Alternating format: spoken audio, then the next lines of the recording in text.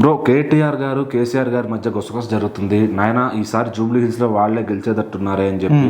So ఆ గెలిచేది ఎవరు, మరి వీళ్ళకంత ఇది లేదా, లేకపోతే ఎందుకంటే ఈ బై ఎలక్షన్ ఎవరికి బాగా ఉపయోగపడబోతుంది అంటే ఇప్పుడు ఈ జూబ్లీ హిల్స్ బై ఎలక్షన్స్ అనేవి రాష్ట్ర వ్యాప్తంగా, తెలంగాణ రాష్ట్ర వ్యాప్తంగా కూడా ఒక హాట్ టాపిక్ గా మారిపోయింది.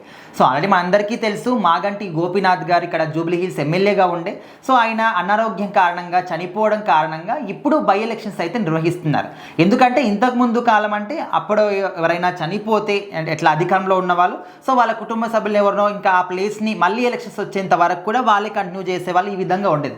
కానీ ఇప్పుడు ఆ విధంగా ఎక్కడా కూడా లేదు, ప్రజలు ఆ విధంగా యాక్సెప్ట్ చేయట్లేదు. ఖచ్చితంగా మళ్ళీ బై ఎలక్షన్స్ పెట్టాల్సిందే, మళ్ళీ వాళ్ళ ఎవరు సత్తా ఏంటి, ఎవరు గెలుస్తారని ఒక హోరాహోరీ జరగాల్సిందే.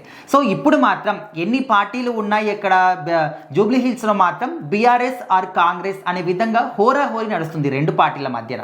సో ఆల్రెడీ మనకు తెలుసు, ఇంతకుముందు బీఆర్ఎస్ పార్టీ కైవసం చేసుకున్నప్పటికీ ఇప్పుడు కాంగ్రెస్ పార్టీ మాత్రం ఏదో ఒక విధంగా ఏదైనా చేసి మేము ఈసారి జూబ్లీ హిల్స్లో అధికారం సాధించాల్సిందే అని ఒక పట్టుతో వాళ్ళనట్టు తెలుస్తుంది. మనం చూస్తూ ఉన్నాం, డైలీ ఒక ప్రచారం కావచ్చు, రేవంత్ రెడ్డి గారు కూడా స్వయంగా వచ్చి ఆ క్యాంపెయిన్లో పాల్గొనడం కావచ్చు, ఆయన మాట్లాడడం కావచ్చు, ప్రసంగాలు కావచ్చు, డైలీ మనము సోషల్ మీడియాలో చూస్తూ ఉన్నాం. సో ఇక్కడ పాయింట్ ఏంటంటే, నిజంగానే కాంగ్రెస్ గెలుస్తుందా అంటే స్కోప్ కూడా ఎక్కువగా కాంగ్రెస్ పార్టీకే ఉంది అని చెప్పేసి కూడా ఎక్కువగా మనకు వినిపిస్తున్నటువంటి మాటల్లో కనిపిస్తుంది. అయితే ఇక్కడ జూబ్లీ హిల్స్లో బీఆర్ఎస్ఏ గెలుస్తుంది. ఇక్కడ గోపీనాథ్ గారు చనిపోయారు, సో వాళ్ళ వైఫ్ని ఇక్కడ మళ్ళీ క్యాండిడేట్గా నిల్చోబెట్టారు. సింపతి ఓట్లు వర్కౌట్ అవుతుండొచ్చు, లేకపోతే ఇంతకుముందు కూడా బీఆర్ఎస్ ఉంది కాబట్టి మళ్ళీ బీఆర్ఎస్ కావాలని చెప్పేసి ఇక్కడ ఓట్లు వేస్తుండొచ్చు అని అనుకుంటున్నారు. కానీ వాళ్ళు ఎంత భారీ ఎత్తున క్యాంపెయినింగ్ చేసినా, ఎంత భారీ ఎత్తున వాళ్ళు బయటకు వచ్చి మాట్లాడినా కూడా క్రెడిట్స్ అన్నీ కూడా కాంగ్రెస్ పార్టీకే వెళ్తున్నాయి. కాంగ్రెస్ పార్టీ చేసినటువంటి క్యాంపెయినింగ్స్ కావచ్చు, కాంగ్రెస్ పార్టీ మాట్లాడినటువంటి ప్రసంగాలు కావచ్చు, అవి బయటికి వస్తూ ఉన్నాయి. సో ఇదంతా కూడా చూస్తూ ఉంటే ఇప్పుడు కేసీఆర్ గారు, కేటీఆర్ గారు కూడా వాళ్ళ మీద ఒకరికొకరికి నమ్మకం కూడా లేదేమో అనే విధంగా కూడా కొంచెం గుసగుసలు అయితే వినిపిస్తూ ఉన్నాయి. ఆల్రెడీ కేటీఆర్ గారు బయట అంతా కూడా చూసుకుంటున్నారు, అంతా మాట్లాడుతున్నారు, వెళ్తున్నారు, అంతా ఓకే.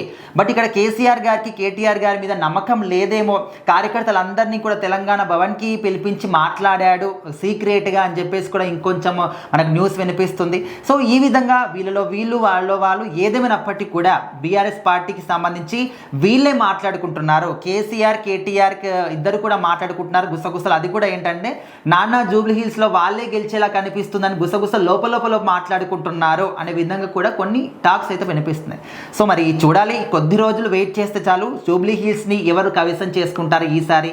మాగంటి గోపీనాథ్ గారి ఒక ప్లేస్ని వాళ్ళ వైఫ్లే రీప్లేస్ చేస్తారా, లేకపోతే నవీన్, కాంగ్రెస్ పార్టీకి సంబంధించినటువంటి నవీన్ యాదవ్ గారు ఆయన రీప్లేస్ చేస్తారా, లేకపోతే వీళ్ళిద్దరూ కాకుండా బీజేపీ పార్టీకి వస్తుందా అని చెప్పేసి చూడాలి, మరి ఎవరు వస్తారు ఏంటి అని.